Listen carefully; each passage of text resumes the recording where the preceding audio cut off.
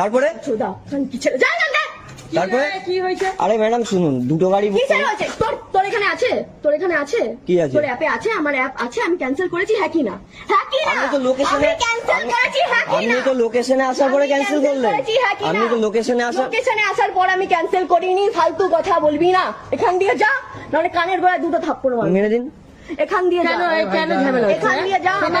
দেখুন এমনি আমারও সকালে আমার ফার্স্ট রাইড, এটা আমারও ফার্স্ট রাইড, আমি 1.5 কিলোমিটার ঘুরে এসেছি দিদি।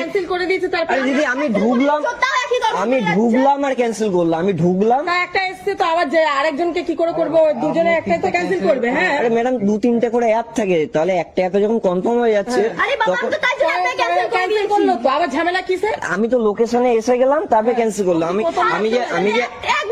আমি যে 1.5 কিলোমিটার যে ঘুরে আসলাম, সেই তেলের টাকা তো আমি পাবো না। ঠিক আছে, আমি খানকির ছেলে কি কিসের ছেলে, একটুখানি ভালো করে মানে আচ্ছা ঠিক আছে ঠিক আছে, আমি খানকির ছেলে, তো আমি রাইডার খানকির ছেলে, ঠিক আছে।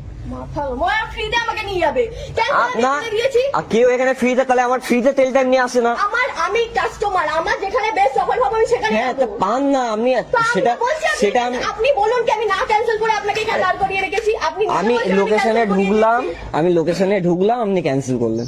ওই দাদাকেও বলছি ভুল করবে না, তাহলে আমি ভুল করলাম, যাচ্ছি দাদা, আমি রেগুলার যাচ্ছি। আরে দাদা আমিও রেগুলার চালাচ্ছি, আমি তর্ক না, তা আমি লোকেশনে ঢুকলাম, আগে ক্যান্সেল করে দিতে পারতো, সেটা করেনি। তোমার এসে গেছে তার জন্য তো ক্যান্সেলটা করে দিচ্ছে। আরে বাবা কেন? আমি ফালতু কথা বলছে, ও একটা করছে তো এবার তারা ক্যান্সেল করে দিলে, এবার তার অসময় সেটা তো আমার ফল্ট না, এরকম হয়। আমি এসএমএসও করে দিয়েছি, আমি কনফার্ম আসছি। ঝগড়া করতে আসছে দাদা, ফালতু। আমি তো কনফার্ম, হ্যাঁ ঠিক আছে। আর আমি খানকির ছেলে, বেশ ঠিক আছে। হ্যাঁ তুই খানকির ছেলে। আচ্ছা আচ্ছা ঠিক আছে, মুখের ভাষা ঠিক আছে।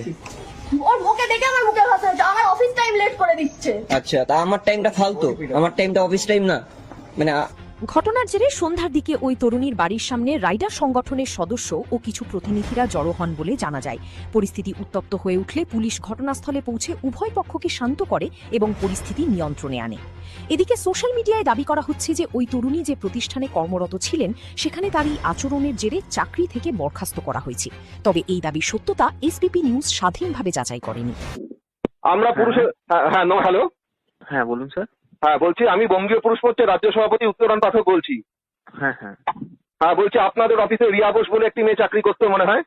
হ্যাঁ হ্যাঁ হ্যাঁ আচ্ছা, ওই ছেলেটি ওই মেয়েটি হচ্ছে একটা অসভ্যতা করেছিল র্যাপিডো ড্রাইভারের সঙ্গে। আমরা নিজেই আমাদের খারাপ লেগেছে, আমরা পুরো ভিডিওটা দেখেছি, ম্যানেজমেন্ট ওর